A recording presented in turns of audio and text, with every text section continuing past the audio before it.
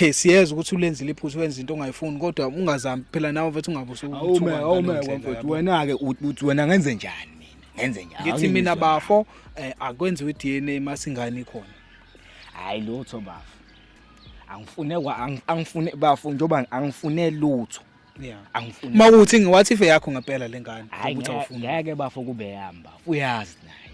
ahambe uyocinga uyise waye ingane la ematshwaleni ngabe wayithola etafeni noma wayithola hamba oyibheka khona uyona yakhe yabani uyazi wena ukuthi yabani lo ngane akuyona yakho nje sizingane hey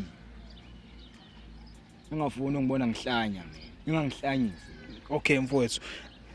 mhlambe ke kunjani ukuthi sikhulume nabazali bakho ngoba mhlambe bona bazobona ngokungafani nawe mhlambe angithi bazali bayakwazi ukubona ingane engwayona yakini nekweyakini sithi lento le sithatha sikise kubona abazali bakho kuyobe ibona bazocheck ingane ukuthi yakini noma kuyona yakini yabona bafo lo muntu bafo ekhaya bafo ngatshelwa ngaye bafo ngokuba ke unkanini ngamthatha mina ngamfaka endlini